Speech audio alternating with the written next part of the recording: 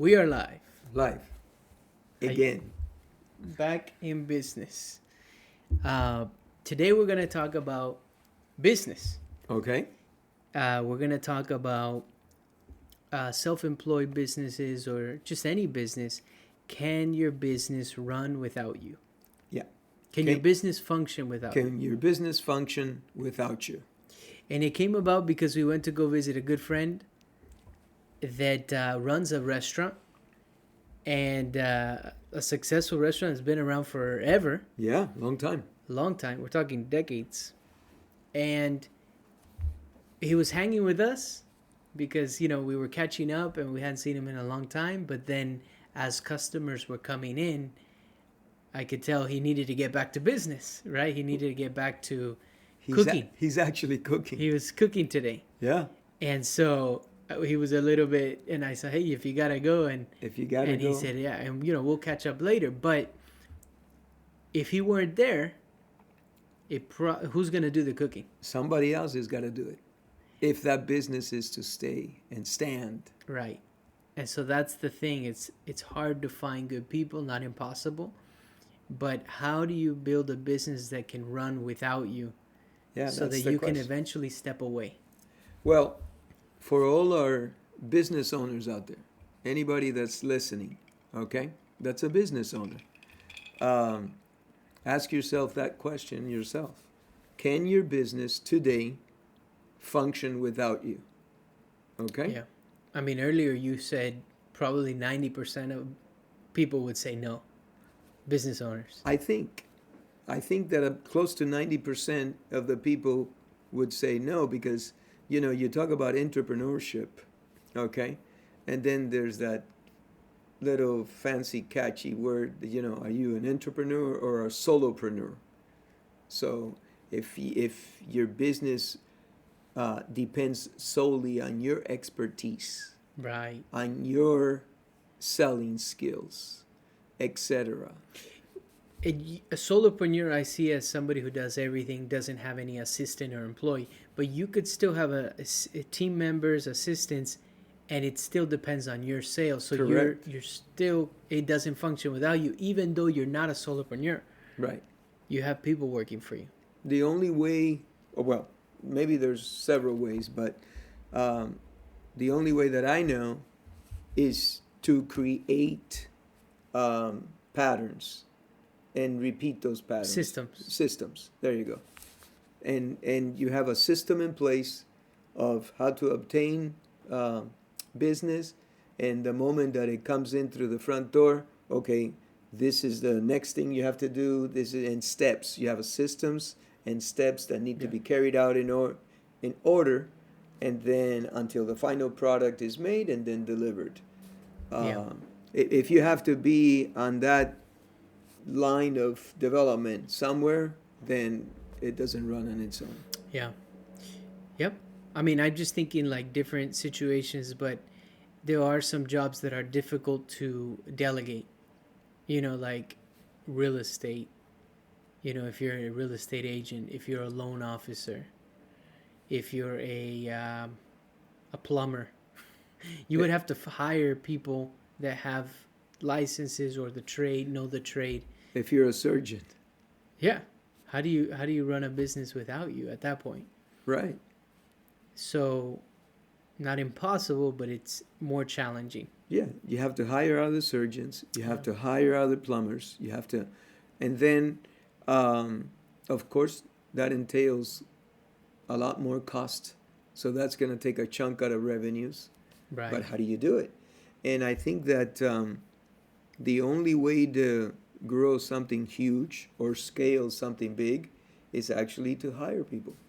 Right. To come in and see the vision and be part of your overall vision, if you will. Right. For the business. Yeah. Initially, though, that pains you because it's money that's going out that's not going to the business or to you. But in the long run, that's the only way you can eventually step away. For example, we met a gentleman who we've developed a relationship with, a casual business, and he's saying he's got about a year left in Oh his yeah. business, which is in the car dealership business, and he's got a year left. And then you said, well, what happens next? And he said, well, my kids don't want anything to do with it, Right. so it goes away. However, he's independently okay because Wealthy. he's independently wealthy. He doesn't need that business per se anymore. But it will die. It will end. No one will run it after he's gone. See, that's um, amazing to me Yeah. because he's been very successful and he has created uh, a tremendous business. Yeah. And the fact that he's older, he's in his 80s, late 80s, sharp as a tack, but the skills that he possesses, no one else does. Yeah. Oh, I would tend to think, because the experiences that he has lived, in all attached to this business. The knowledge that he's got Oh, from I mean, engines to oh. values of vehicles, parts. He can size it up just 30 feet away. Yeah. It's got this No, kind of it's- an engine. That chassis was made in Germany, and that was one of the last ones that it was made. The Yeah. tail end of that vehicle shows that that's a 1970 something. I mean, So he hasn't been able to do it. He hasn't been able to build a business that runs without him. no. However, it gave him a real good living Oh, all of his years and his family. but it's very sad to see to see that. it go. Yeah. Now that is a very technical type of situation. When we Yeah. were looking at a vehicle, he went down the list on the motor. Look at the motor, look at this thing, look at this other thing, and he names things. And he goes, and by the way, that's not a cheap part. This is one of these parts, and that's Yeah. And then higher. he went under the engine. And then he went I mean, under the car, Yeah. under the car, and then he went along there too, which is I admire that kind of vitality, that brain power at Yeah. 86. And but what's really sad is that, okay, none of the kids, 5 kids, none of the kids are interested in the business. So after this one more year, that entire area, building, everything is just gonna boop, close down. Yeah. To me, that's amazing. It's what I mean. We were talking about it with one of our restaurants that we used to love going to, Italian restaurant Yeah, that was in the area for yeah. probably over 40 years. 40 years. The kids inherited it. They tried running it, and it was difficult. I think it was very difficult for the kids. They just didn't want. They didn't want to run it. It got to a point where it was too much, and then they just closed it down. I know. They didn't even sell it as a restaurant. They closed it. Closed their doors. Just sold the place, the building. The building. Yeah. Yeah. Yeah. So it's very interesting. So that's one side of the issue. Some people would say, well, look, if you bring someone into the business, it doesn't have to be a family member. Right. It can be anybody. And you start grooming that person so that that person can take over. I know that I had read about a very famous leather business where the guy, the gentleman was getting older, and he brought in somebody, and that somebody was just to clean the floors, and the guy started sweeping the floors and stuff like that. And as the years went by, he ended up buying the business from the owner. Wow. And took it over because he was willing to learn. He had that ambition. Right. And he the was owner hungry. saw that. And the owner saw that.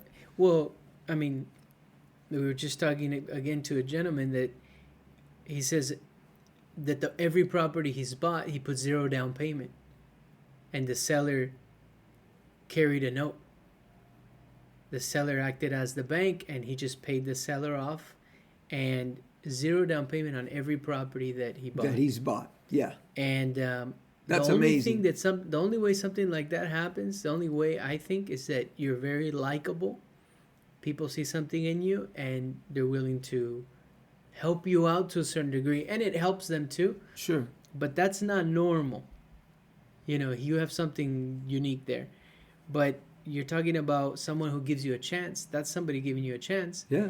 And well, I've had people give me chances in my life and helped you out. Yeah. They didn't give the store away. They didn't. But they, let's say, chose me over somebody else. So I've had that happen to me. Yeah. Quite often, actually. Yeah. And so, the good Lord, the energy, the people that I was associated with, wanted to give me a hand. And that's why, look, you have to give back. And if you're able to do that too, as time goes on, more power to you. Yeah. Okay? Yeah. It's something that's important. But see, okay. Well, real quick before we move to creating processes. Go ahead. Talking about giving somebody a hand, our friend Miguel, I'll never forget the story he shared about the gentleman wanted to sell him the business, and he was at the time short on some money, and that gentleman even helped put up some of the money. Can you imagine that? But that's how much he believed in him. And so anyways, if there's someone out there that believes in you and sees something in you, those opportunities will come. There are so many stories out there, but in the case of Miguel, he worked extremely hard. Yes. He was hungry. Super hungry. Yeah. And the owner still is. It. Huh? He still is. He still is. Yeah, he's a hustler, a go-getter. Oh, yeah. More power to you, buddy. But, so when the time came to sell, he says, I want to sell my business to you, Miguel. Right. And Miguel said, I don't even have a down payment. Yeah. Right? Something like that? Something along those lines. And we're not changing it too much, folks. It's an incredible story. And then the gentleman said, don't worry about it. I'll take care of it. I'm going to take care of it. Let me go to the bank. Let me take some money out. Put it in your bank account, because the company needs to see, the company that was involved in that sale, and we're not going to say anything else, needed to see some kind of collateral in his bank account. It's a testament to to our friend Miguel's character, and then also the other gentleman that believed in him. But you hear things like that all the time. Yeah, someone would say, like, if you tell me a story like that, which he did over cafecito, because we never say no to coffee. Well, that's one of your rules for life. Right, never say no to coffee. And I'll never forget that story. And you should put together a book of rules for life, like Jordan Peterson. Oh my God, Mike! But when he told me that, it's just incredible. So someone like me would potentially say, lucky. Did he earn it? Did he? Yeah, he's lucky. Yeah, you're lucky too. You're lucky too, because someone's looking out for you. That's right. But see, who is it that says?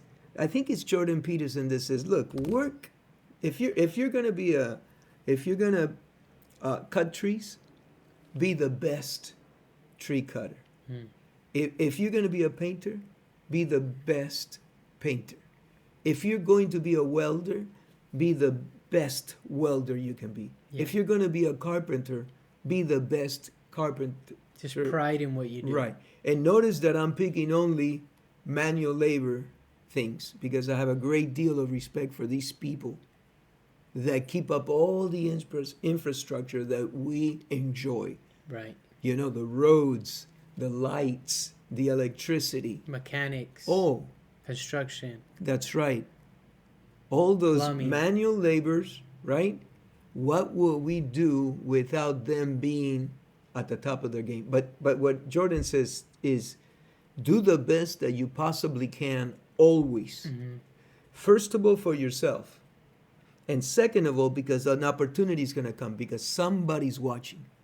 Somebody is always watching, and you just don't know who it is. Yeah. I believe it. Yeah, so do I. Yeah. So, these people that are doing it, you need, you move your right leg and then you move your left one. And like sometimes I come to, a stop, okay? And somebody's crossing the street, okay? And you see, I just hate to say it, sometimes these young kids, they've got their Well, I'll defend the young kids. It could Okay, be any age. any Any age. age. You're right. But okay, you're right. Sometimes, you see them walking, whoever it is. They're just taking their sweet time, and it's not a light; it's a stop. And I'm right here, or whoever else. And then again, there's the other ones that they see you. Oh, and they pick up their pace or whatever. Yeah. And they're out because they know that they're making you wait. Yeah. I think it's all with the character of the person. It's like if I'm at a restaurant and I see that restaurant's really, really busy and we're sitting down. Oh, yeah, I love seeing a business thriving. Right. But when I see there's a lot of people waiting, I just feel guilty staying at the table if I'm done eating. I'm not going to immediately stand up, but I'm not going to linger around there because I know people are waiting. It's just almost like a courtesy. It is a courtesy. Yeah, you don't just want to be hanging out. Right. Now, our good friends Oscar, that are in the restaurant business, there's a psychology behind when someone is done with a plate. I don't know if you remember, he shared this with us. If you need to turn tables, which restaurants, right, need people to move, you eat the moment that the plate is empty, or soon after that, you take the plate, clean that, and so either they order more food or more drinks, or they have nothing in front of them. And when you have nothing in front of you, psychologically, what are you doing sitting there? So what he says is that's one of the standards of procedures, or what do we call it, systems, yes, in his operation restaurant, is the moment a food is done or a drink is done, can we get you another one? They do it politely, but they take it out away from you. Right. As opposed to some places, they'll leave the plates in front of you, and you could be sitting there all day.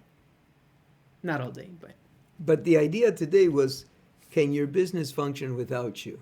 And Right. the only way I know that a business can function without you is by creating systems. Yep. And bringing people that will follow those systems, mimic those systems. Yeah. Because is there another way? I mean, do you know another way? Well, procedures? Well, you're speaking from experience, and I'm speaking from my experiences. I personally, the businesses that I've ran always needed my involvement. So I have not been able to do that where I'm fully. I think even if you build it where it doesn't need you, you still are going to be involved, or you still have to have a hand in it. But personally, I still had to be on the day-to-day. So I have some ideas and I've seen it, but you have a different experience, right? Because you have been able to build a business that it doesn't need you to run. It can run without you, but you're still involved in it. Very much. But if you're gone for a week, it's still running. Yes. And that's the thing, that when you're when you're a solopreneur, or if you're doing your own sales and you're never able to delegate that part of the business or the service of the business, I think that's where it will not run without you. Right. Or a chef, or any business. There you go. Construction. Because for example, we were talking about our friend that has tremendous technical ability with motors and cars and everything, right? Because of the sheer number of years that he spent in there. Yeah. But what about a cook? Somebody that has spent a lifetime cooking. I mean, they will know how to do it with their eyes closed. Yeah. So there's got to be a certain amount of training. I know that I heard Mark Cuban, he owns several companies, and what he does is he creates systems and procedures, and then he brings someone on board that will have the title of manager. Mm. And that person is going to supervise everybody else, and then all he does is supervise the manager. And then, of course, he has access to all the numbers, so that the numbers don't lie. Right. The numbers do not lie. So if the numbers are going in the right direction, then potentially everybody's doing what they have to do. It's like the gears in a clock, right? Right. It's like that. They have to move in order of each other, in conjunction, so that the whole thing can work. Yeah. And then, so that was the first one. And then the other question that had come up was, okay, can your business function without you? And if it can, then can your business grow without you? Mm-hmm. Thrive, grow. Yeah. And so that's another thing in there, because the only way I know how to do that is by compensation, monetary compensation. You hit this number of sales, then you get this, or and if you don't structure it that way, I don't see how it can be done. Everything, we had that question where what's more important, customer service or sales? Mm-hmm. What's more important, sales or customer service? Well, the business is not going to live without sales, okay? But if you have poor customer service, you're not going to retain the people you sell to. Right. So what's more important? So anyway, it's a very interesting thing. I've seen so many businesses that do not have the ability to pass it on down. They just close. Yeah. And then I have seen some businesses also where they bring in, let's say, a family member, a son or something like this, and this son takes the business and runs it into the ground. Or that happens, but I'm thinking also of another family that we know. They sell the business to the kids. The kids run it for, I think, over a decade. Still, the business was doing very well, but the kids all had different professions. We're saying kids, they're adults, but they had different professions, and they decided they weren't able to do it. It was taking them away from their professions, and so they ended up selling it after all. But they did run it successfully. It's not like it was ran to the ground. Do you know what business I'm talking about? So, there's those situations too. But if it's not your passion, if it's not what fulfills you in life, you're not going to want to maybe do that forever. You also said, we're talking about businesses and how to build it without you, right? How to can your business function without you? Mm-hmm. But also, I was thinking, like, our good friend that we were talking about with the restaurant, I was saying, hey, we want to put you you have a social media and stuff, and they didn't yet. And I think that's an opportunity that they can capitalize on, and a lot of businesses can capitalize on, is marketing. It's a double-edged sword, social media, in terms of you have to be careful because it can consume a lot of time, but you can also hire somebody to help, or someone within the family, or someone who's already part of the organization. Just have them dedicate X amount of hours a day, because marketing, especially for businesses that are not, what does it cost you? And it'd be kind of fun. I was thinking, in a restaurant, it'd be kind of fun just to see, like, the behind the scenes of a restaurant. Sure. Just a few seconds a day, you piece it together, you put it on, and you got to get a little creative, put some fun music, and before you know it, you have a social page that will bring, and it actually reminds me of the pizza guy, Sammy Slices, which created a TikTok and Instagram and went viral, and now he's shipping pizzas to different parts of the U.S. It was a pizza place that his father started. He grew up in it. he created a social media presence, Sammy Slices, and now he's I haven't seen shipping. him in a while. Yeah, no, he's still doing it. Yeah? Okay. And now he's shipping pizzas everywhere, frozen pizzas. Very But cool. that's, you know, if you stick with it and you in something smaller, who knows, maybe you end up creating something bigger from it. He had a good product, and but even if, let's say, I'm sure he has a good product, but even if his product is okay, people are willing to maybe try it because, hey, who is this guy? He's funny, he's got he's a presence, funny. he does the I'm sure he's Italian. got a good product. I'm sure he does. Because there were videos where people were showing him how to make pizza with mayonnaise and stuff like that.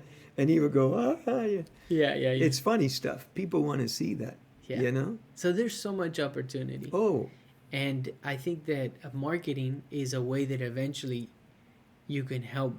Because if you're also doing all your marketing, you know, and we can apply it to our business. Oh, How do yeah. we build a business that can run without us when our personality is a lot of our business? that's right.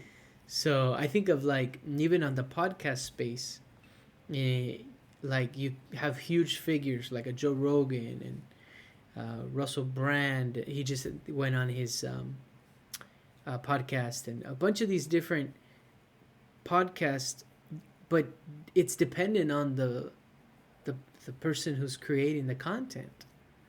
So without Joe Rogan, there's no Joe Rogan experience, right? I would say so. Yeah. If he's not there, that's the end of it. Who's going to replace him in the way that he is and so forth? Yeah.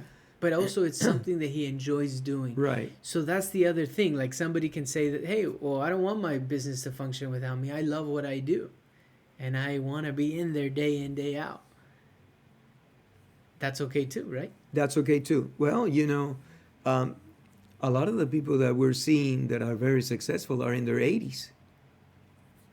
Okay? Yeah. The gentleman that we saw today, We hang with older guys. he's 90 years old. Yeah. The guy that we saw this morning is 90 years old and he's going sharp. strong. Sharp. Yeah.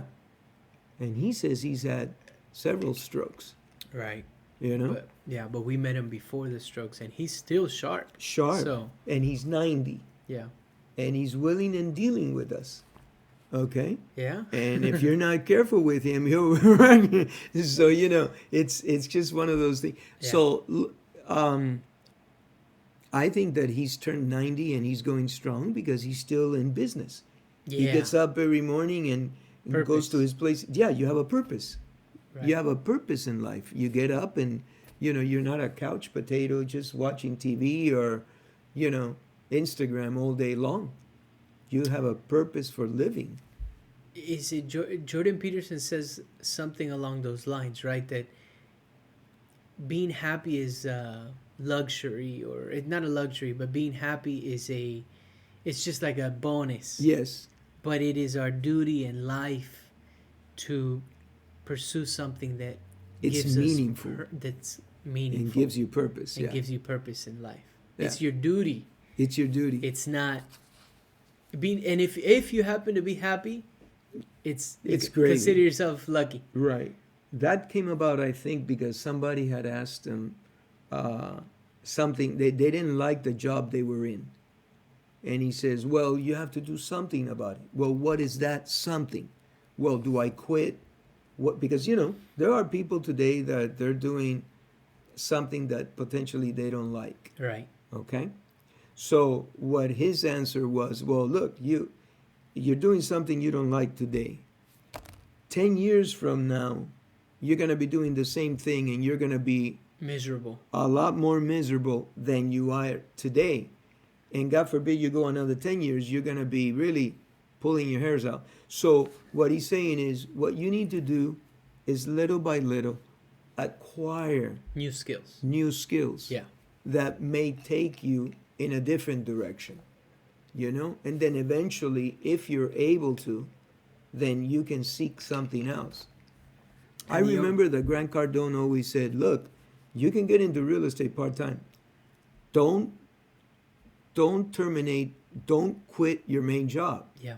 Because there were people out there saying, no, man, you got to go all in.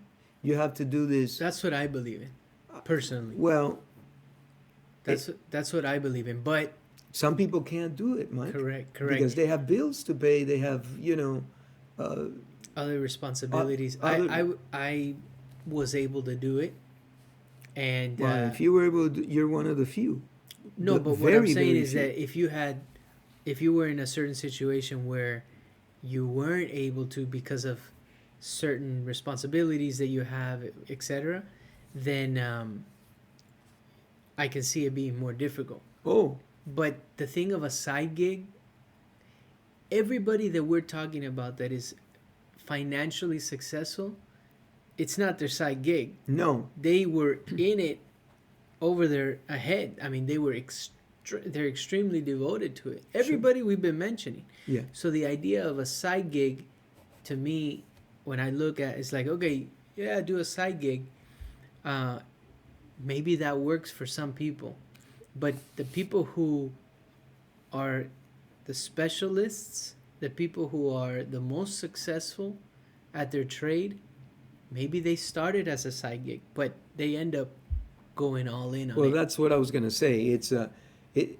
I don't think Peterson is talking about acquiring skills, No, I get it. Carry that road permanently. He's saying, look, start acquiring different skills. And transition into that. And transition little by little into it, because if you don't acquire different skills, you're going to be there for sure. I agree with him. Yeah.